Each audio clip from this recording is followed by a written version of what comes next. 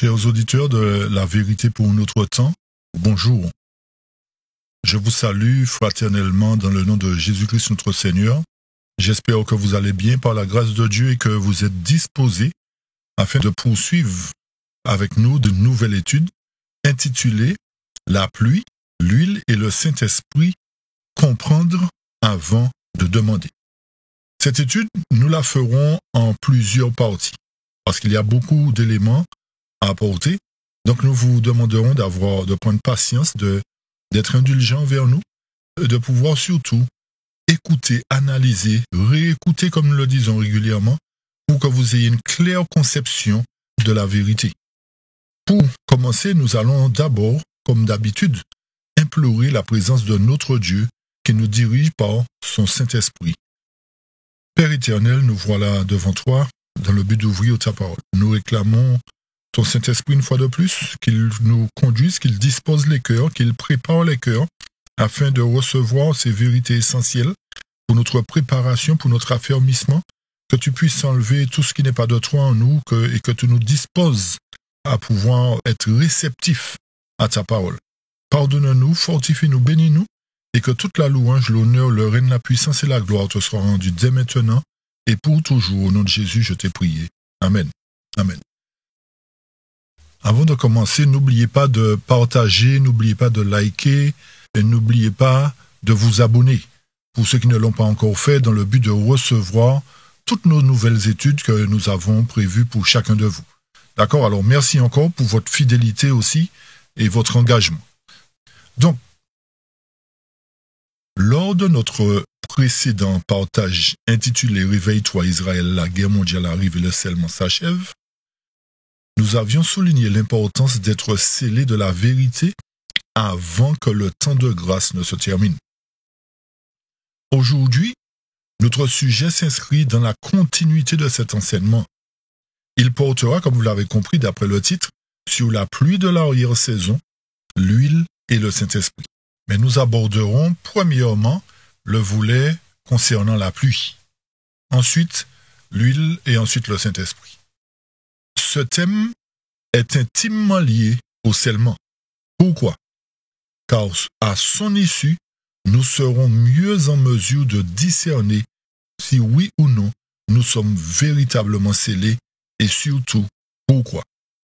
En effet, ce message mettra en lumière le fait que nous demandons souvent des choses à Dieu, comme le Saint-Esprit, la pluie de l'arrière-saison par exemple, sans en comprendre pleinement le sens, le but, le rôle, ni les conditions. Cela provient hélas d'un manque d'enseignement profond, remplacé souvent par des doctrines édulcorées et superficielles. Donc, en termes spirituels, qu'est-ce que la pluie réellement? Notez qu'il s'agit de l'un des sujets les plus controversés dans le milieu chrétien, particulièrement en ce qui concerne la pluie de l'arrière-saison. Beaucoup croient qu'elle représente la dernière effusion du Saint-Esprit en puissance, semblable à celle au jour de la Pentecôte. D'autres chantent souvent « Envoie ta puissance, déverse ta puissance sur nous ». Mais avons-nous vraiment réfléchi à ce que nous demandons? Envoyer la puissance, oui, mais pour quoi faire en fait? Pour accomplir des miracles comme à l'époque des apôtres? En demandant la puissance sans préparation du cœur, nous nous mettons en danger et nous mettons par-dessus cela la charrue avant les bœufs. C'est comme avoir une voiture et ne pas savoir conduire. Donc vous pensez que Dieu ne sait pas ce qu'il fait? Nous aurons beau chanter envoie la puissance, il ne va pas envoyer de puissance parce que vous allez vous écraser avec ça. Il va vous foudroyer avec ça parce que vous ne savez pas maîtriser votre caractère. Allez voir la puissance que Dieu va vous donner. Est-ce que nous comprenons, chers amis? Il nous faut d'abord maîtriser ce caractère-là, maîtriser nos pulsions, maîtriser nos passions. Et lorsque nous aurons le permis, façon de parler, lorsque nous serons aptes, l'Éternel va déverser sa puissance. Donc, il nous faut savoir réellement ce qu'est le Saint-Esprit, quel est son rôle, quelle est sa fonction, quel est le rôle de la pluie, en plus précisément. C'est pour cette raison que nous ferons effectivement toutes ces liaisons entre la pluie, l'huile et le Saint-Esprit avec vous, pour rétablir la vérité. Donc, beaucoup confondent les émotions religieuses avec la puissance du Saint-Esprit. Et certains disent, j'ai ressenti des frissons, donc Dieu m'a touché. Mes chers amis, mes frères et sœurs, ressentir quelque chose n'est pas toujours un signe que Dieu agit. Il est temps que le peuple de Dieu sorte de cette confusion, car le temps touche à sa fin. Autrement dit, ne confondons pas vitesse et précipitation. N'oubliez pas qu'il existe une puissance spirituelle contrefaite. Une puissance qui ne vient pas de Dieu, mais qui imite les manifestations du Saint-Esprit pour tromper ceux qui ne sont pas enracinés dans la vérité. Et rappelez-vous aussi que la puissance du Saint-Esprit n'est jamais donnée à des âmes non conformes. Je dis bien la puissance du Saint-Esprit n'est jamais donnée à des âmes non conformes. La véritable puissance du Saint-Esprit n'est jamais accordée à des personnes non transformées ou non instruites à l'image de Christ. Elle n'est donnée qu'à ceux qui ont été formés, éprouvés et remplis de la parole et par là même purifiés. Nous avons pour cela l'exemple des apôtres. Sans trop entrer dans tous les détails, rappelez-vous que lorsque dans la chambre haute, les apôtres, les disciples qui étaient là ont reçu la puissance du Saint-Esprit, dans quelle disposition étaient-ils? Ils étaient d'un commun accord dans la vérité. Ils avaient fait table rase de leurs différences. Ils étaient unis comme l'Éternel leur réclame. Ils étaient en réalité conformes à ce que Dieu leur demandait, parce qu'il y avait un travail qui avait été fait en amont par l'Éternel lui-même. Pas par les Juifs, pas par les scribes et les pharisiens, mais par l'Éternel lui-même. Et à ce moment où l'unité régnait, où la fraternité régnait, où tout le monde allait dans le même sens, abondait dans le même sens, l'Éternel a dit, voilà, c'est bon maintenant, je vous donne la puissance. Mais c'était pour faire quoi? Pour aller dans le monde. Pour aller dans le monde sauver les âmes qui étaient encore perdues. Donc comprenons bien le rôle du Saint-Esprit, comprenons bien la puissance, comprenons bien le rôle de la parole de Dieu. C'est pourquoi, avant d'aller plus loin, nous prendrons le temps de comprendre ce que Dieu veut réellement nous enseigner à travers sa parole sur, premièrement, la pluie. Ensuite, nous aborderons l'huile et ensuite, l'œuvre du Saint-Esprit. Alors pour cela, lisons notre texte de base qui se trouve dans Zacharie, chapitre 10, versets 1 à 3. Le texte nous dit quoi? Demandez au Seigneur de la pluie au temps de la dernière pluie. Et le Seigneur fera des nuages éclatants et leur donnera des ondes de pluie et à chacun de l'herbe dans son champ. Il est important pour nous de comprendre le but et l'urgence de la pluie, chers amis. Quel est le but de la pluie? Logiquement, le but de la pluie, c'est d'arroser la terre, afin que les cultures puissent croître, se développer et mûrir pour la moisson, n'est-ce pas? Mais vous qui connaissez le travail de la terre, vous savez qu'un manque de pluie peut nuire à votre culture, ainsi qu'un excès de pluie aussi peut parfois nuire aux cultures au lieu de les bénir. Ainsi, la pluie doit tomber au bon moment et dans la bonne mesure pour accomplir son œuvre de vie. Or, d'après le contexte de Zacharie 10, verset 1, l'Éternel nous invite à demander la pluie.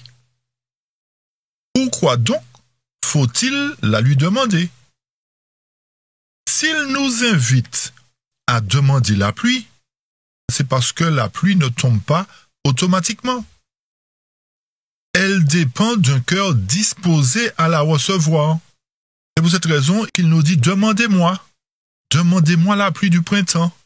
Et le texte poursuit et nous dit, l'Éternel produira des éclairs, et qu'est-ce qu'il fera? Il enverra une pluie abondante pour chacun de l'herbe dans son champ. Donc, ce texte nous enseigne plusieurs vérités fondamentales. Premièrement, Dieu veut que nous reconnaissions notre besoin. Ça, c'est une chose primordiale. Donc, demander, c'est reconnaître notre dépendance totale envers Dieu.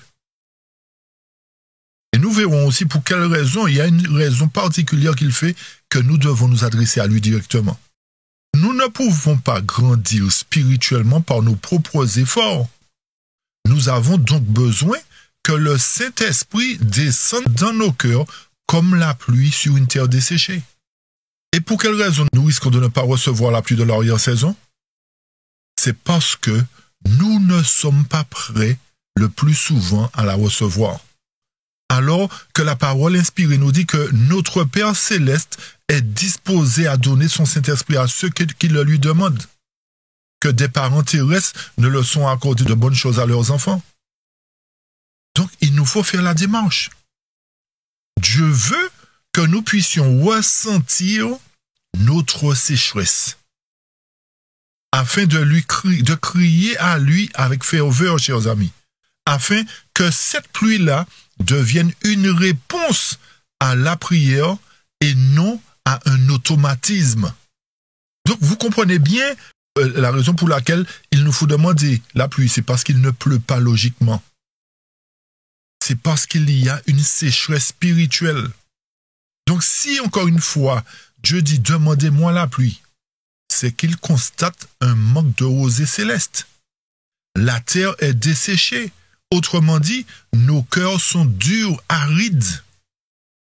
Nos églises sont stériles. Et la vérité semble perdre de sa force de plus en plus. Mais notez que cette sécheresse n'est pas due à Dieu, mais simplement à l'infidélité du peuple, aux idoles modernes et aux bergers négligents. Pourquoi nous disons cela? Qu'est-ce qui nous permet de dire cela? Le verset 2 du même chapitre nous invite à faire quoi? À comprendre quoi? Il nous dit car les idoles ont parlé de vanité et les devins ont vu le mensonge et ont proféré des songes trompeurs. Ils consolent en vain, c'est pourquoi ils s'en sont allés comme des brebis, ils étaient abattus parce qu'il n'y avait pas de berger. Autrement dit, les conducteurs spirituels, au lieu de donner la nourriture céleste, ont donné des doctrines humaines, des messages vides de sens. Et le peuple s'est appauvri spirituellement, chers amis. C'est la raison pour laquelle l'Éternel nous invite à lui faire directement notre requête. Parce qu'il a un problème avec l'être humain. Il a un problème avec la direction. Il a un problème avec les pasteurs. Et comme nous faisons confiance aux pasteurs, nous subissons aussi les conséquences. Nous sommes desséchés. Parce que nous idolâtrons les hommes, nous élevons les hommes au-dessus de Dieu. Lorsque quelqu'un vient nous parler d'une certaine vérité et que nous ne savons pas quoi répondre, qu'est-ce que nous allons faire? Nous allons consulter l'homme au lieu de nous mettre à genoux et d'aller consulter l'Éternel. Pasteur, qu'est-ce que tu penses? Telle personne m'a dit telle chose. J'aurais aimé avoir ta vision sur ça, j'aurais aimé savoir ce que tu penses. Et si le pasteur nous dit, ah non, il ne faut pas écouter ceci, eh bien nous braquons, nous n'écoutons pas. Mais nous n'avons jamais fait la démarche d'aller demander à Dieu, Seigneur, qu'est-ce que tu penses? C'est cette démarche-là que nous devrions faire. Malheureusement, nous faisons le contraire. Nous nous confions à l'homme, les idoles qui ont parlé avec vanité, les devins qui ont vu le mensonge. Lorsqu'on parle de devins ici, chers amis, c'était les prophètes dans le temps. Les prophètes d'antan, c'est comme ça qu'on les appelait, les devins. Donc ça voudrait dire qu'il y a des gens qui prophétisent un tas de choses pour nous, qui sont de véritables mensonges. Par exemple, il n'y aura pas de temps de détresse. Il n'y aura pas de marque de la bête. Il n'y aura pas d'image de la bête. Des choses de ce genre. Ce sont des mensonges, chers amis. Parce qu'il y a un vrai temps de détresse qui arrive. Tout ce qui s'est produit dans le passé doit se reproduire à nouveau. Il n'y a rien de nouveau sous le soleil. Tout ce qui a été, c'est ce qui sera. Donc nous suivons des gens qui nous donnent leur conception de la parole de Dieu, alors que Dieu attend qu'on vienne vers lui pour lui demander. Et c'est ce que faisaient les anciens, chers amis, ceux qui nous ont apporté la parole. Ils prenaient du temps. Et la Bible nous dit de faire comme les Béréens. Ils analysaient, ils sondaient, ils priaient, ils ne cessaient de prier Dieu. Est-ce que nous faisons cela? Non. Nous nous confions dans nos idoles. Et quand nous poursuivons verset 3, le texte nous dit « Mon courroux s'est embrasé contre les bergers, et j'ai puni les chèvres, car le Seigneur des armées visite son troupeau, la maison de qui? De Juda. Et il les a fait comme son beau cheval dans la bataille. » Donc l'Éternel nous dit qu'il est en colère contre les dirigeants de ce moment, les dirigeants d'aujourd'hui. Il va punir les boucs, les chèvres, ces gens-là. Et il va venir visiter son troupeau parce qu'il en a assez qu'on puisse empêcher à la pluie de tomber sur le peuple. Il en a assez de cela. Il veut que le peuple soit nourri correctement. Et c'est pour cette raison qu'il nous dit qu'il va visiter son troupeau, la maison de Juda. Il n'a pas dit toute la maison d'Israël. La maison de Juda, qui est un type de la dernière église qui doit préparer la venue de Jésus dans son temple premièrement. Et remarquez bien que cette maison de Juda, il les a fait comme son beau cheval dans la bataille. Donc, en d'autres termes, l'Éternel nous dit à travers Zacharie 10 la raison pour laquelle il nous faut lui demander la pluie. C'est pour que sa maison soit comme son cheval de bataille. Qui dit cheval de bataille, dit personne préparée pour un combat, préparée pour une mission spéciale. Seuls les 144 000 seront prêts pour cette mission, chers amis. Rappelez-vous de la parole qui nous dit que l'Église de Dieu, les 144 000, l'Église purifiée sera belle comme la lune, pure comme le soleil, mais terrible comme des soldats sous la bannière. Donc, le but de la pluie de l'arrière-saison particulièrement est de préparer ce peuple-là qui sera prêt pour le combat. Le combat avec qui? Avec la bête et son image. Voyez comment Dieu travaille, chers amis? Dieu prépare d'abord son peuple à travers sa pluie. Nous entrerons dans plus de détails dans quelques instants pour apporter suffisamment de précision sur cette pluie. Donc la pluie ne tombera que sur ceux qui demandent sincèrement à Dieu cela. Et ne disons pas, bon, Dieu finira par bien envoyer la pluie à tout le monde. Et c'est là que nous nous trompons. Car la pluie ne tombera que sur ceux qui l'attendent, ceux qui la cherchent et s'y préparent. Cette pluie-là ne va pas tomber sur des cœurs insouciants ou indifférents. Elle ne sera répandue que sur ceux qui l'ont cherché, qui l'ont réclamé avec ferveur. C'est pourquoi Zacharie nous dit à nouveau, demandez la pluie, demandez-moi. Donc ce n'est pas un simple conseil, c'est un appel pressant. Et retenez bien que la pluie ne tombera pas par hasard. Elle est accordée simplement en réponse à la prière fervente, à la confession et à la repentance sincère. Donc cette pluie-là a pour but de faire quoi? Si vous avez bien compris, à recevoir la vérité. Et nous allons le confirmer dans Deutéronome et dans Isaïe tout à l'heure. Donc, avant la pluie de la puissance, si vous voulez, avant de recevoir la puissance, vient la pluie de vérité. Dieu ne peut pas envoyer la puissance du Saint-Esprit sur des cœurs non instruits dans la vérité présente.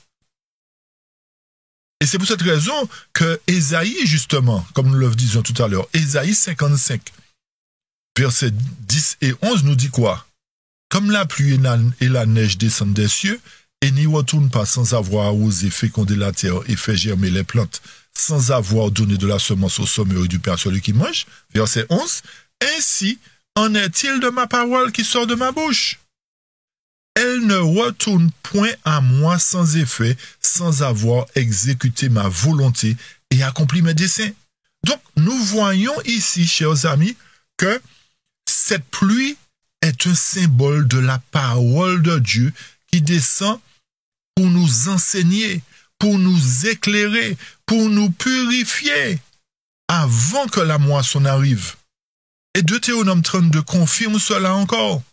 Il nous dit, Deutéronome 32, 1 et 2, prêtez l'oreille aux vous cieux et je parlerai. Écoute, toi, ô terre, les paroles de ma bouche. Ma doctrine tombera comme la pluie, mon allocution distillera comme la rosée, comme la pluie fine sur la plante délicate et comme des ondées sur l'herbe. Donc, il nous faut vraiment réclamer la doctrine de Dieu. Il nous faut réclamer la parole de Dieu. Et ça dit que nous n'avons pas la parole. Comprenons bien ce que l'Éternel veut nous dire, oui, chers amis. C'est important. Tous nous avons une Bible entre nos mains. Tous nous avons la parole entre nos mains. Mais comme nous le disons et comme la parole, la prophétie nous l'enseigne, cette parole-là, lorsque nous ne la consultons pas comme il faut, lorsque nous ne demandons pas à l'Esprit Saint, à l'Éternel de nous éclairer, c'est comme si nous n'avons pas la parole. Vous nous suivez? C'est comme si nous n'avons pas la parole. Parce qu'elle ne nous sert à rien, elle ne nous édifie pas, elle ne nous permet pas de devenir meilleurs, d'avoir le caractère de Christ. Donc c'est pour cette raison qu'il nous invite à lui demander sa doctrine, pas la doctrine des hommes, sa doctrine, sa parole pure. Autrement dit, nous amener à marcher dans la vérité, parce que beaucoup de théoriciens sont là pour donner leur théorie, pour donner leur philosophie de la parole. L'Éternel dit, j'en ai assez de ces philosophes, j'en ai assez de ces théoriciens, j'en ai assez de ces faux prophètes-là qui mettent du bois pourri dans l'édifice, qui vous donnent du pain rassis. Toujours les mêmes choses, alors que la Bible est remplie de pierres précieuses. Et des choses qui vont nous permettre de faire face à ce qui va arriver très bientôt. Mais comme l'ennemi ne veut pas que nous soyons au courant et il veut nous prendre au dépourvu, autrement dit, il veut que nous soyons perdus, donc il utilise aujourd'hui les pasteurs, comme Zacharie nous l'a dit, pour nous tromper, pour nous mettre en problème. Vous voyez le topo, chers amis? Donc, par rapport à cela, Dieu dit, demandez-moi. C'est parce que nous ne forçons pas la bénédiction. Il veut un peuple conscient de sa sécheresse, un peuple dépendant de lui. Il veut que chacun demande pour lui-même, pas seulement pour l'Église entière, comme nous avons l'habitude de le chanter. Le salut est individuel. Cette pluie que l'Éternel nous demande de lui réclamer ne va pas tomber sur un groupe, mais va tomber sur chacun de ceux qui réclament personnellement. Et cette pluie, avant d'être une puissance, est une instruction et une transformation due à la mise en pratique de la parole de Dieu. Donc nous voyons déjà ici que la pluie est symbole de l'instruction, de la doctrine, de l'enseignement de Dieu. Et comme nous l'avons dit, cela ne veut pas dire que nous n'avons pas la Bible entre nos mains, mais le problème, c'est que nous ne comprenons rien de ce qui est à l'intérieur. Pourquoi? Parce que nous ne réclamons pas à Dieu, mais nous nous confions en l'homme, qui va tordre le sens des Écritures, qui va nous faire prendre un 6.9. Vous comprenez cela? Donc l'Éternel en a assez de cela. Il nous dit, venez vers moi directement. Venez vers moi, parce que le temps urge, le temps arrive à sa fin, et il faut que vous puissiez connaître et comprendre et obéir à la vérité. C'est ça le but de Dieu, en fait. C'est pour cette raison qu'il veut que nous allions vers lui, parce qu'il veut que nous soyons sauvés, alors que l'ennemi fait le contraire. Il fait le contraire. Et nous allons confirmer cela, non seulement dans Zacharie 18, versets 2 et 3, mais nous irons aussi dans Ézéchiel, pour confirmer que par 2 ou 3 prophètes, comme on dit, que l'Éternel appuie sur ce qu'il dit concernant ce qui se passe aujourd'hui au sein de nos assemblées. Et c'est pour cette raison que le peuple est égaré aujourd'hui. Le peuple est déboussolé aujourd'hui. Donc, il y a 3 points déjà à retenir, 3 objectifs de la pluie plus précisément. Premièrement, son but c'est de nous affermir dans la vérité et non dans l'erreur, afin de résister à toutes les ruses du diable. C'est-à-dire transformer notre caractère à l'image de Christ. Deuxièmement, nous rendre capables de défendre notre foi avec douceur et assurance lorsque cela s'avérera nécessaire. Parce qu'il y a tellement de faux prophètes aujourd'hui qu'ils vont nous donner leurs conceptions. Si nous ne sommes pas fondés dans la vérité, nous allons être renversés. Parce que beaucoup de ce que les faux prophètes disent semble être la vérité. Mais lorsque nous entrons en profondeur, nous constatons que c'est une couche de vérité, mais tout le reste, c'est de la bêtise, c'est de l'erreur. Troisièmement, le but de la pluie, l'objectif de la pluie, c'est de former un peu préparé, comme les apôtres, conformes à la volonté divine et prêts pour la mission. Donc, il ne peut y avoir de mission sans préparation, d'onction sans instruction et de puissance sans formation. Et rappelez-vous que si vous possédez la puissance sans formation spirituelle, sans ancrage dans la parole, cette puissance deviendra un danger pour vous.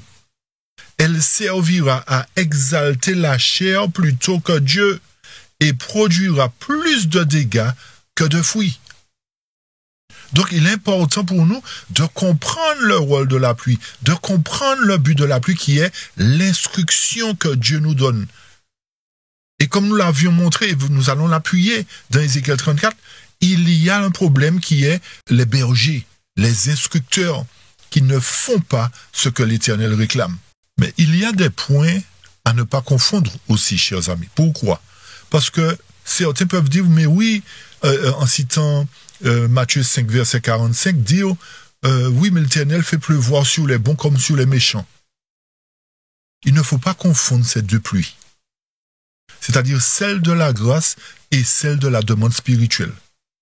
C'est vrai que Dieu fait pleuvoir sur les bons comme sur les méchants, c'est vrai. Jésus l'a bien dit. Mais il est important de ne pas confondre ces deux réalités spirituelles différentes. Dans Zacharie 10.1, Dieu nous invite à demander la pluie, alors que dans Matthieu 5.45, il est simplement question de sa bienveillance générale, qui répand sa grâce naturelle sur tous sans distinction. Le soleil, la pluie physique, la nourriture, la vie, etc. Donc le contexte de Matthieu 5 n'est pas un appel à demander la pluie spirituelle, mais un appel à aimer notre prochain, à ne pas haïr, ne pas juger et à laisser à Dieu le pouvoir de bénir ou de corriger qu'il veut. Autrement dit, Jésus enseigne ici le principe de l'amour impartial, non celui de la recherche de la pluie spirituelle qui est l'instruction, qui est sa doctrine, qui est sa vérité, pas la vérité des hommes. Donc, confondre ces deux passages reviendrait à mélanger deux types de bénédictions. Une bénédiction physique et une bénédiction spirituelle. Donc la pluie physique est un symbole de la bonté universelle de Dieu, tandis que la pluie spirituelle, qui est synonyme de sa vérité en nous, qui est transformatrice, est un symbole du Saint-Esprit à travers la vérité donnée à ceux qui la lui demandent. C'est pourquoi, à travers Zacharie, il nous exhorte personnellement à demander la pluie spirituelle, cette pluie qui nourrit le cœur et prépare le peuple pour la moisson. D'accord? Donc, pour mieux comprendre encore pourquoi l'Éternel nous appelle à faire cette demande, poursuivons maintenant dans Ézéchiel 34, versets 1 et suivants pour apporter d'autres explications. Le texte nous dit ici, « Et la parole du Seigneur vint à moi disant, « Fils d'homme, prophétise contre qui? Les pasteurs d'Israël. » Lorsque nous parlons d'Israël, nous parlons de la maison de Dieu. « Prophétisez, dis-leur, ainsi dit le Seigneur Dieu aux pasteurs. Malheur aux pasteurs d'Israël qui ne nourrissent qu'eux-mêmes. Les pasteurs ne doivent-ils pas nourrir le troupeau? Oui, Vous mangez la graisse et vous vous habillez de la laine. Vous tuez ce qui est engraissé, mais vous ne nourrissez pas le troupeau. Vous n'avez pas fortifié les affaiblis. Vous n'avez pas non plus guéri les malades, ni bandé celles qui étaient blessées. Vous n'avez pas non plus ramené celles qui étaient chassées. Et vous n'avez pas cherché celles qui étaient perdues, mais vous les avez dominées avec force et cruauté. Ces paroles-là sont puissantes. Elles sont terribles à l'encontre des pasteurs. Et remarquez bien qu'il y a une malédiction sur les pasteurs qui font ce genre de travail, qui ne nourrissent pas le troupeau, mais qui s'engraissent eux-mêmes. N'allons pas faire trop de commentaires pour qu'on ne puisse pas dire c'est nous qui avons dit. Pourtant c'est écrit, hein? Mais c'est tellement facile de dire oui, le frère a dit. Chers amis, c'est la parole de Dieu qui parle, qui interpelle. Nous devons prendre le temps d'analyser ça. Faites une pause sur la vidéo ou prenez vos bébés, relisez ça attentivement et allez dire, pasteur, l'Éternel prononce une malédiction sur toi parce que tu ne me nourris pas. Et peut-être que ça va l'interpeller. S'il a l'amour des âmes véritablement, ça va certainement le toucher. Faites cette démarche-là. Dites-leur franchement, il y a une malédiction sur vous parce que vous nous trompez. Et on verra ce que ça va donner. L'Éternel est bon, l'Éternel peut toucher les cœurs. Parce que peut-être qu'ils ne lisent pas ces paroles-là et puis ils ne savent pas non plus. Hein. Peut-être qu'il faut leur apprendre cela aussi. Les sensibiliser à cela.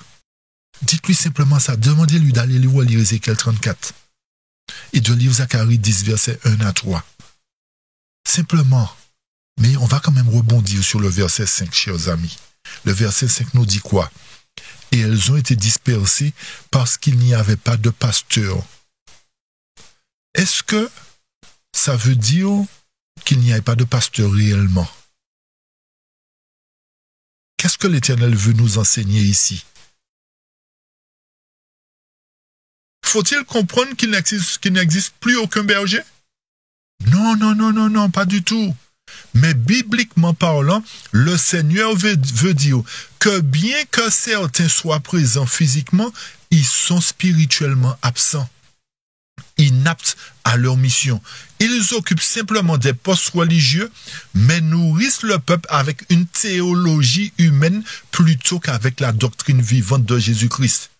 C'est pour cette raison que l'Éternel, une fois de plus, nous invite à lui adresser directement notre demande de pluie. Demande d'instruction sans intermédiaire humain. Car lui seul est capable de déverser la véritable pluie qui nourrit, qui éclaire et qui sanctifie. Et malheureusement, cette carence spirituelle ouvre la porte à des loups déguisés en agneaux qui profitent du vide laissé par les bergers infidèles pour semer la confusion. Et ils disent par exemple, l'église adventiste n'est pas la bonne église, il faut l'abandonner. Aucune église, en fait, n'a été voulue par Dieu. Nous vous invitons à revoir nos études sur le cycle Y a-t-il un Israël spirituel, numéro 6, 7 et 8, pour bien comprendre ce point-là. Donc, ces faux bergers n'attendent que ça, en fait.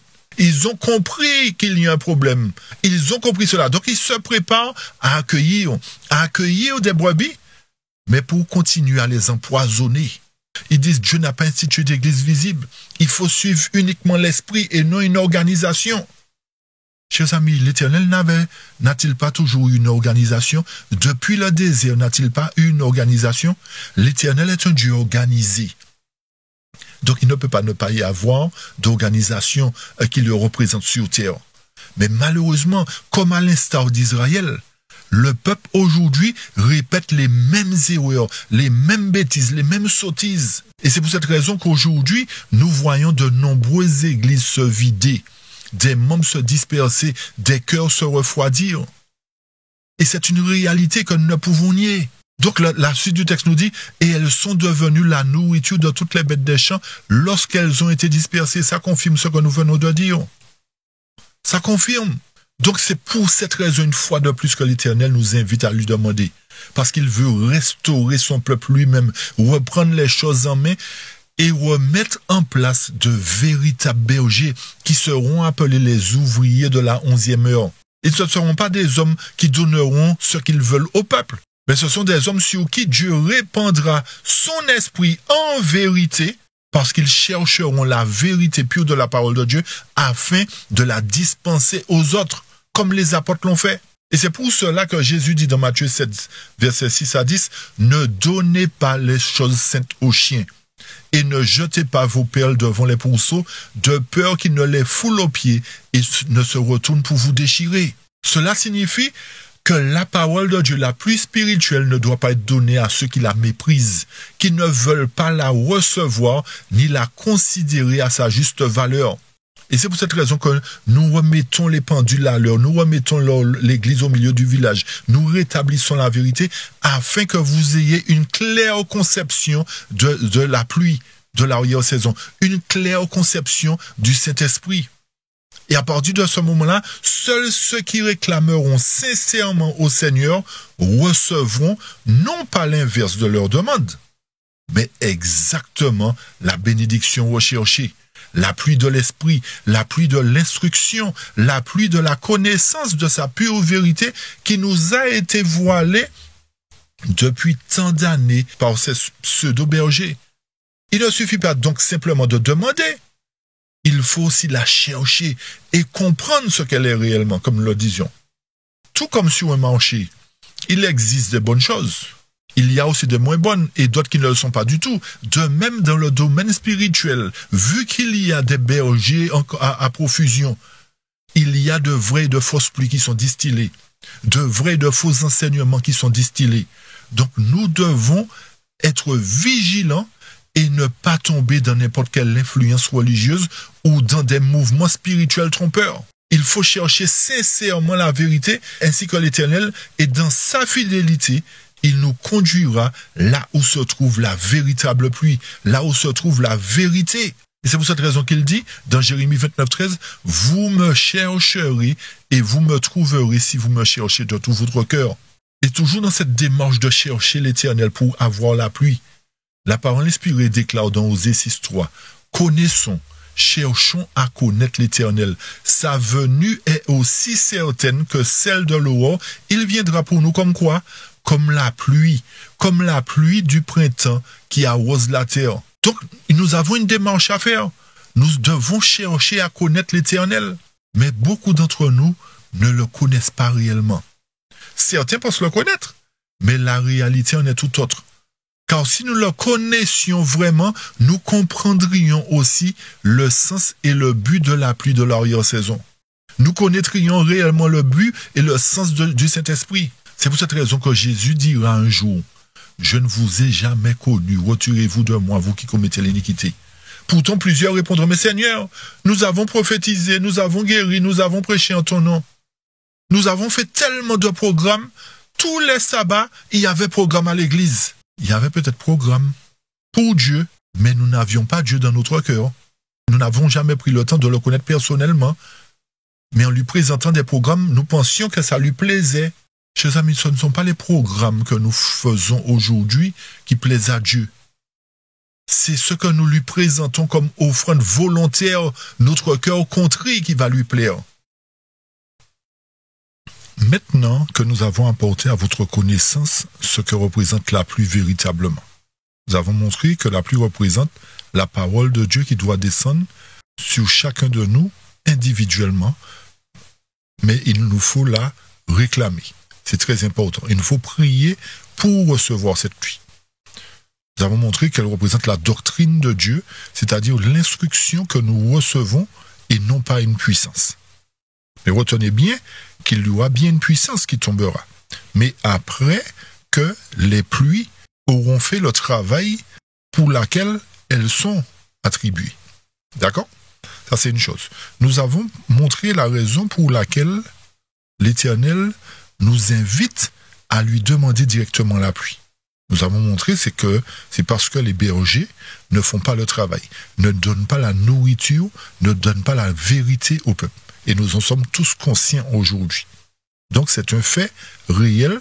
Nous prouvons que Dieu, connaissant déjà l'avenir, nous a avertis de ce qui allait arriver. Donc c'est pour cette raison, une fois de plus, qu'il nous sollicite, qu'il nous invite à aller vers lui. Ok ? Tout cela étant établi, maintenant abordons le point de la pluie de l'arrière-saison. Pour cela, lisons Deutéronome 11, verset 14 premièrement. Le texte nous dit « Alors je donnerai la pluie tel qu'il faut à votre pays en sa saison, la pluie de la première et de la dernière saison, et tu recueilleras ton froment, ton vin excellent et ton huile. Donc, en Orient, chers amis, la première pluie tombait au temps des semailles. Et cette pluie était indispensable pour que les graines puissent germer. Et grâce à cette pluie-là, ces premières précipitations fertilisantes, les pousses apparaissaient déjà. Et une fois que les pousses avaient grandi, c'est-à-dire avaient porté des fruits, il y avait une dernière pluie qui tombait vers la fin de la saison pour faire mûrir le grain et le préparer pour la récolte. C'est ce que Deutéronome 11 nous fait comprendre en quelque sorte. Donc, aujourd'hui, le Seigneur se sert de ces phénomènes naturels pour illustrer l'œuvre du Saint-Esprit. Et il nous montre que, de la même manière que la rosée et la pluie tombent d'abord pour permettre à la graine de germer, et ensuite de mûrir pour la moisson, retenez bien que la deuxième pluie est là pour faire mûrir la moisson, chers amis. Donc de même, le Saint-Esprit, à travers la pluie, nous est attribué pour mener à bien quoi? Un stade après l'autre. Un processus après l'autre. Le processus de notre croissance spirituelle. Pour nous amener jusqu'à la maturité, le mûrissement du grain que nous représentons. Donc tout ceci représente l'œuvre de Christ en nous. Et la dernière représente la fin de l'œuvre de la grâce de Dieu au plus profond de notre être pour amener un changement radical, pour opérer un changement de caractère. Donc, lorsque nous réclamons le Saint-Esprit, chers amis, nous réclamons en vérité cette instruction qui nous amène à avoir un changement total de caractère, pour être complètement transformé à la ressemblance du Christ.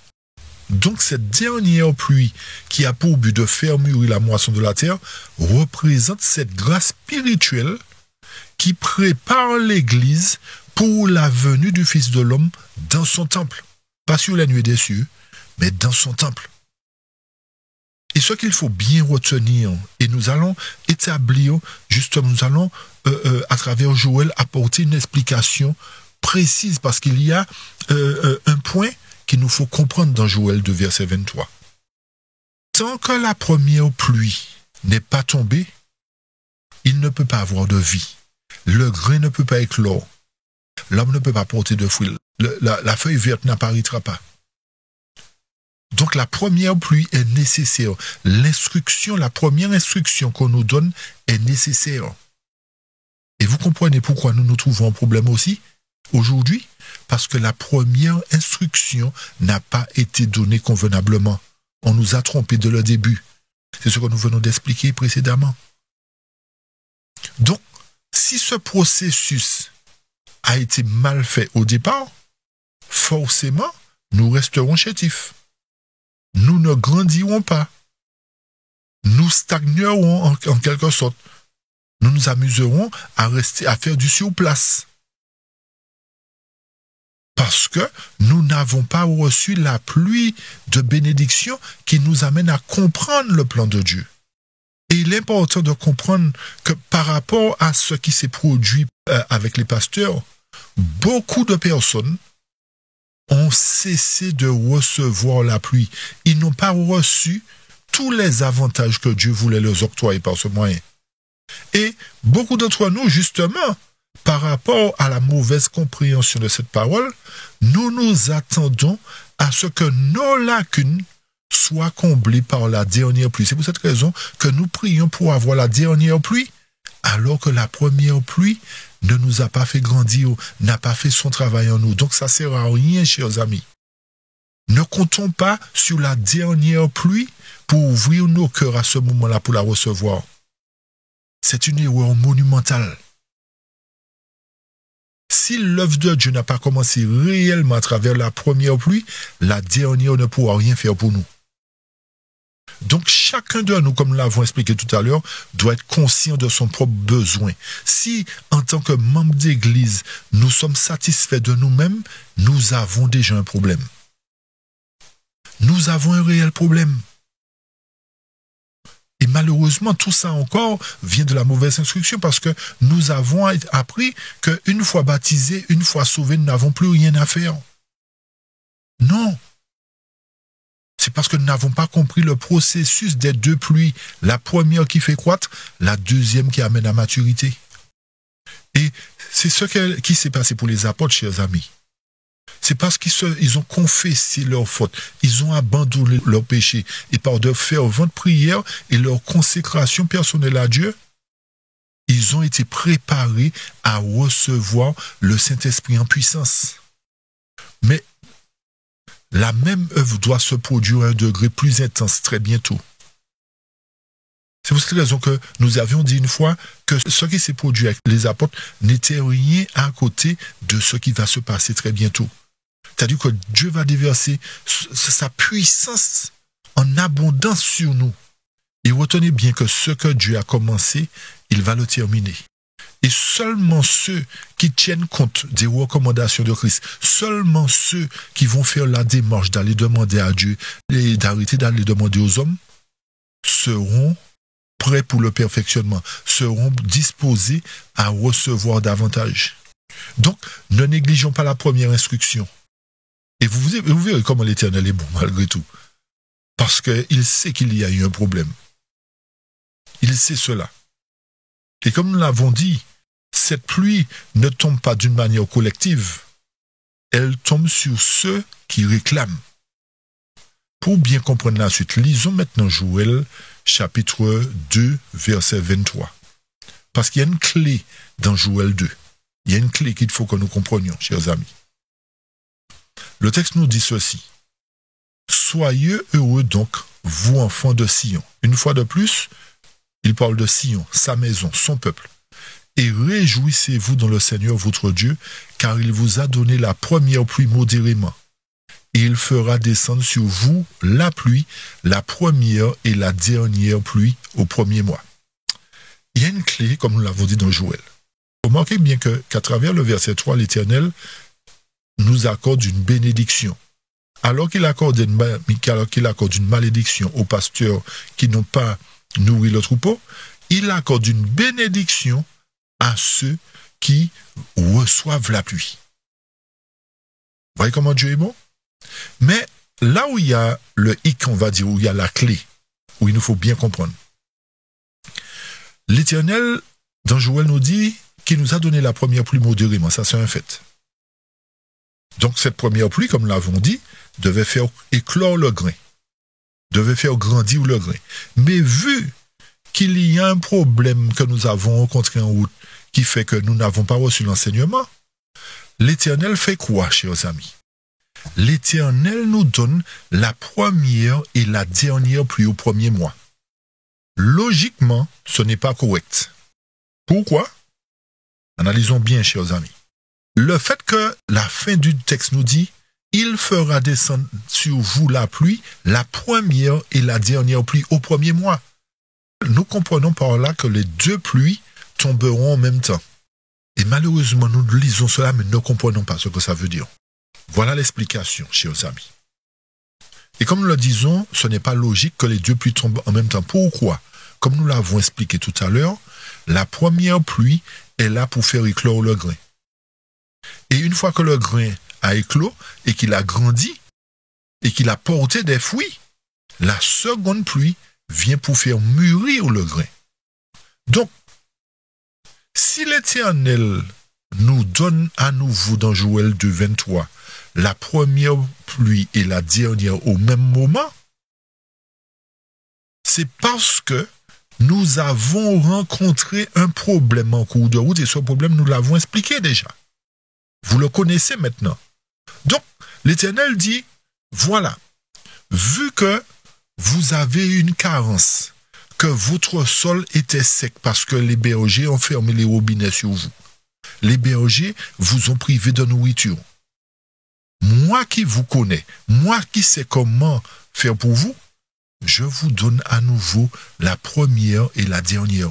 C'est pour nous amener à une claire compréhension de la parole, depuis le début jusqu'à la fin. Donc, autrement dit, tout l'enseignement que nous avons reçu qui était erroné, qui a fait que notre terrain, notre cœur était sec et aride, l'Éternel dit, par amour pour vous, parce que vous avez été trompés, je vous donne la première et la dernière pour avoir une claire compréhension de mon plan.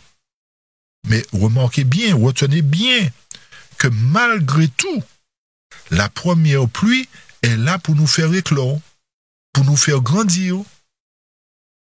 Donc, en nous donnant cela simultanément, en donnant les deux simultanément, c'est pour corriger en quelque sorte tous les dégâts qui ont été causés lorsque la première pluie nous a été donnée. Est-ce que vous nous suivez, chers amis? Parce qu'en nous donnant les deux, logiquement parlant, nous ne pouvons pas éclore et mûrir en même temps. Ce n'est pas logique. Est-ce que vous nous suivez? Vous avez bien compris? En nous donnant les deux simultanément, nous ne pouvons pas éclore et mûrir en même temps. C'est pas possible. Mais l'Éternel qui sait la cause nous permet de faire cette étape parce que logiquement, nous avons reçu la première pluie, logiquement. À notre baptême, nous avons reçu cette première pluie-là. Nous avons découvert qui est Jésus-Christ. Nous avons découvert qu'il faut arrêter de pécher. Nous avons découvert qu'il faut observer la loi de Dieu. Nous avons découvert qu'il faut observer le sabbat. Tout cela était dû à la première pluie.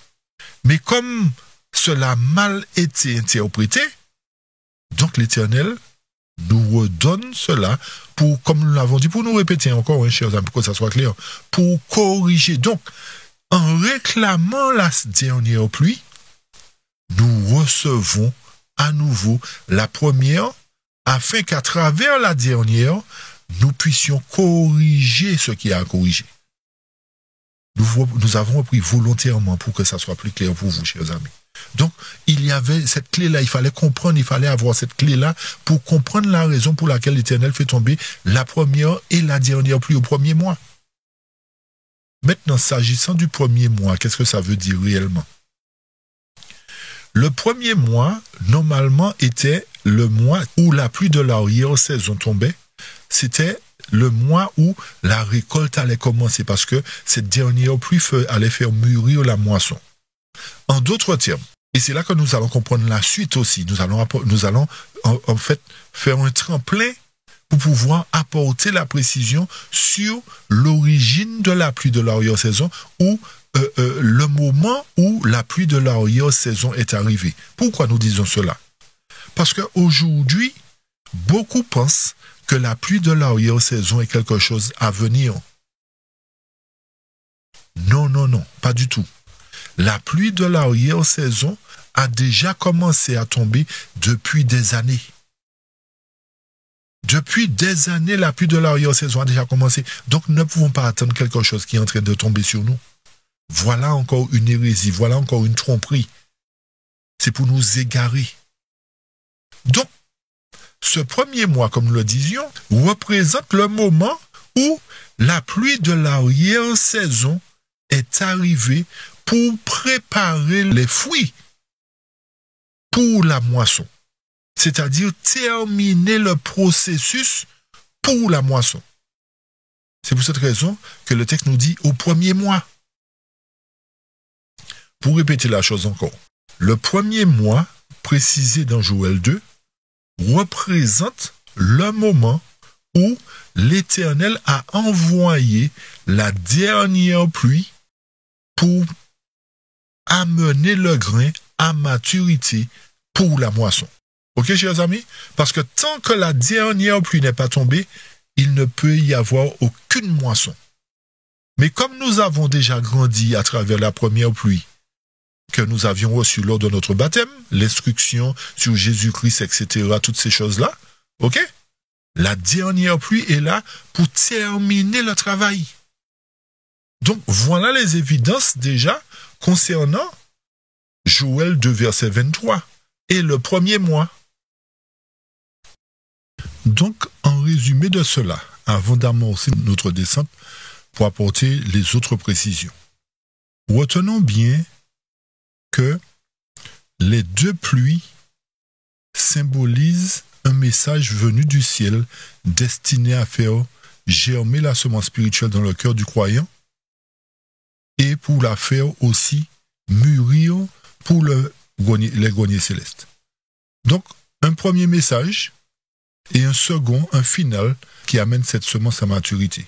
La pluie de la première et de l'arrière-saison symbolise deux enseignants de la justice, ou deux phases de l'œuvre du Saint-Esprit. La première enseigne et fait croître dans la vérité. La seconde parachève l'œuvre en conduisant à la pleine justice et à la puissance pour le témoignage. Donc, dans leur accomplissement prophétique, ces deux pluies représentent la première effusion de l'Esprit à la Pentecôte, précédée par l'enseignement du Christ, c'est-à-dire cette vérité pré-pentecôtiste. C'était le type. Et la dernière effusion de l'Esprit dans les derniers jours est précédée, elle aussi, par une vérité nouvelle et avancée, cette vérité pré-pentecôtiste de notre temps, qui est l'antitype. Autrement dit, avant chaque effusion de puissance, Dieu envoie une pluie d'instruction, un message de vérité destiné à former son peuple dans la justice. Rappelez-vous que la première forme un peuple instruit et enraciné dans la justice, la seconde le rend mûr, puissant et prêt à proclamer la vérité dans la force de Dieu. Donc, puisqu'il y a une révélation progressive de la vérité à travers les âges, nous avons une part de vérité que les apôtres ont reçue. Et à notre époque, nous avons effectivement reçu une première part de vérité, c'est-à-dire l'Église adventiste, à travers l'œuvre de l'esprit de prophétie que l'Éternel nous a donné pour comprendre la Bible, pour que nous n'ayons pas à interpréter la parole. Et c'est pour cette raison que Joël, lorsque nous avons apporté la précision, il fait tomber la première et la seconde.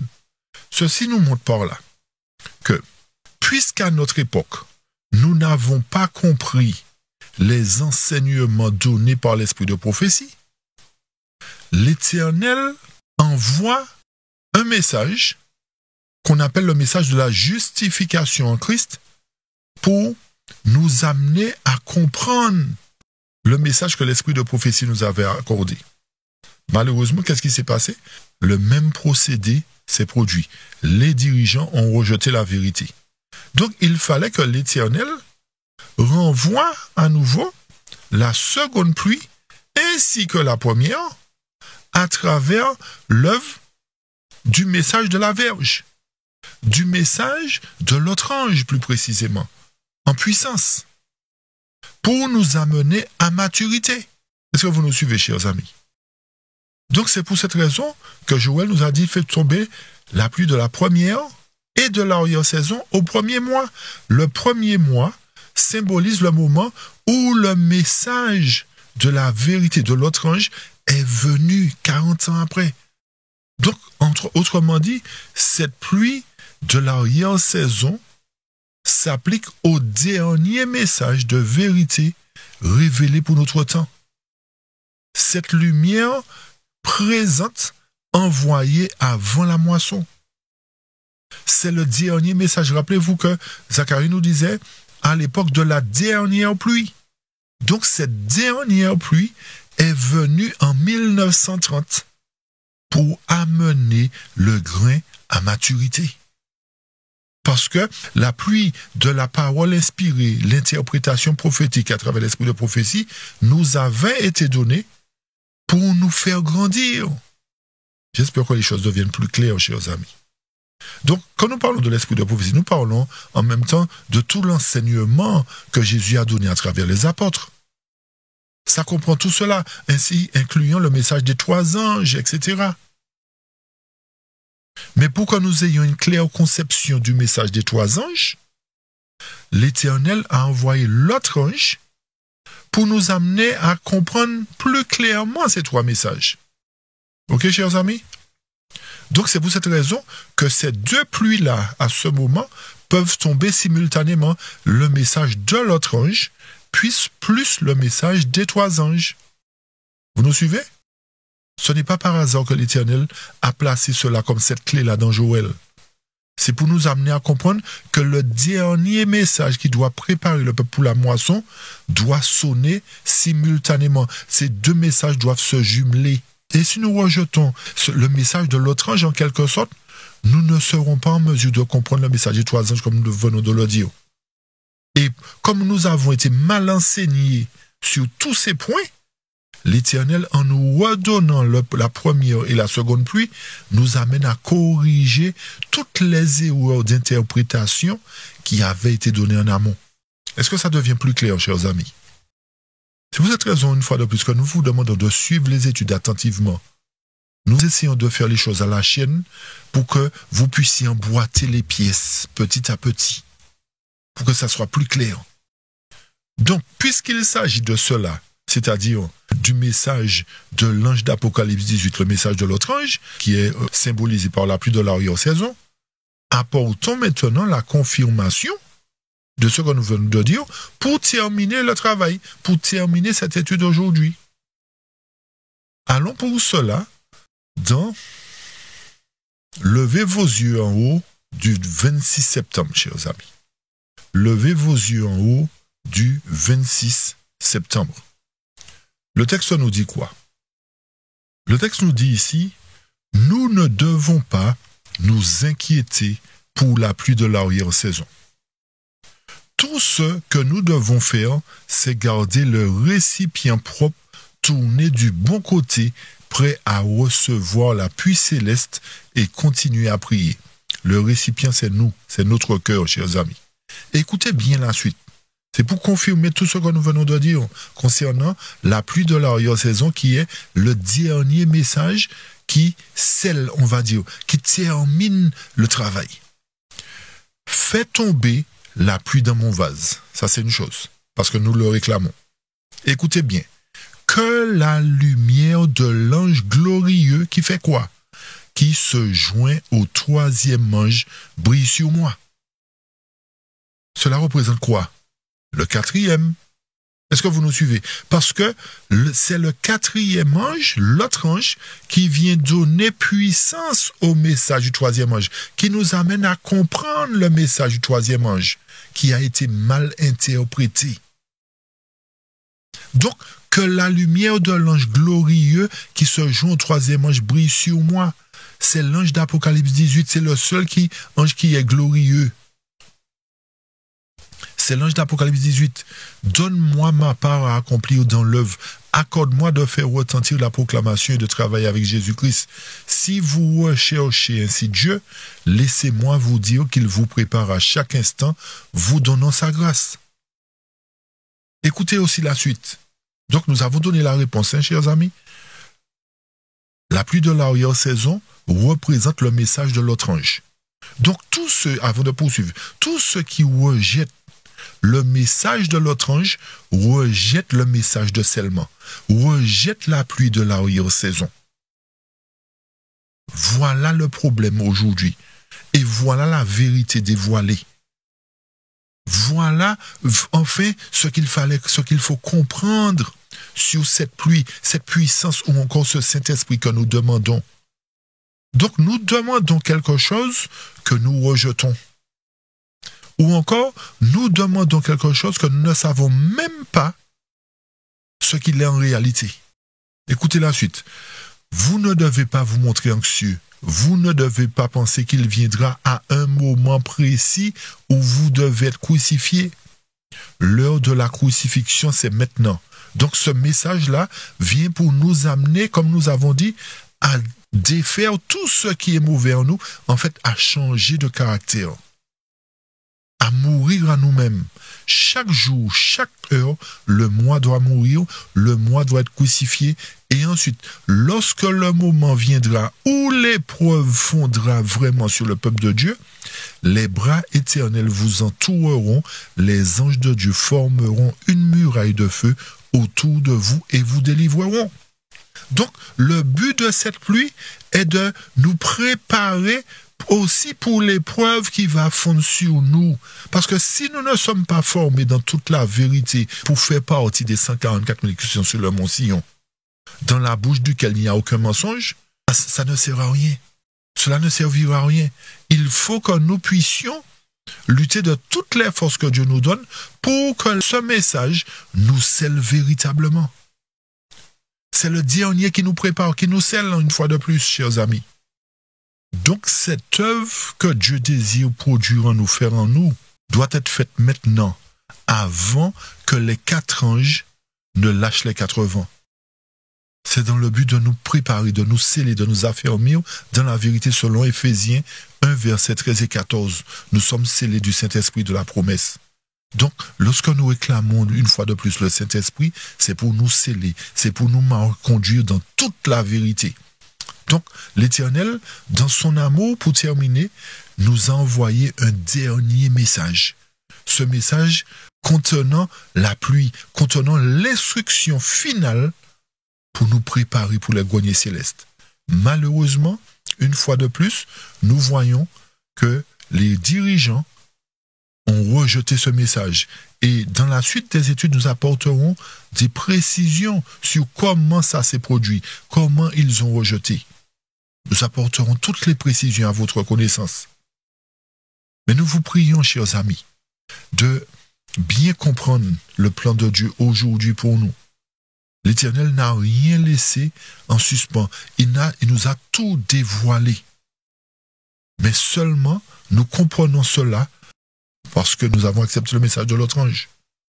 Seuls ceux qui l'acceptent comprendront la réalité, comprendront les évidences, verront là où il y a l'erreur, là où les erreurs ont été propagées. Alors, pour terminer, un dernier texte quand même, un texte qui se trouve dans Jacques. Jacques chapitre 5, verset 7. Le texte nous dit, « Soyez donc patients, frères, jusqu'à l'avènement du Seigneur. Voici quoi? Le laboureur attend le précieux fruit de la terre, prenant patience à son égard jusqu'à ce qu'il ait reçu les pluies de la première et de l'arrière-saison. » Verset 8. « Vous aussi, soyez patients, affermissez vos cœurs, car l'avènement du Seigneur est proche. » Donc, ce que l'Éternel attend de nous, chers amis, c'est que les précieux fruits de la terre mûrissent. C'est lui le laboureur, c'est lui qui va récolter. Parce qu'il a planté, il veut trouver des fruits. Il veut trouver de bons fruits. Alors, plaise à Dieu que nous soyons ces bons fruits. Remercions Dieu qu'aujourd'hui, la vérité a été dévoilée. Remercions Dieu que nous ne soyons plus dans la confusion à propos de l'œuvre de la pluie de l'arrière-saison, que nous ne soyons plus en train de demander au Saint-Esprit de déverser une puissance avant qu'il ne nous accorde l'instruction. Remercions Dieu pour tout cela et partageons ces études afin que les enfants de Dieu puissent connaître la vérité avant qu'il ne soit trop tard, chers amis. Alors soyez richement bénis, partagez en masse ces études. Abonnez-vous une fois de plus pour ceux qui ne l'ont pas fait. Likez aussi pour que nos études puissent être visibles beaucoup plus sur le net, afin que les cœurs soient touchés et que le nom de l'Éternel soit glorifié dès maintenant et à jamais. C'est là notre prière pour vous, chers amis. Amen. Amen.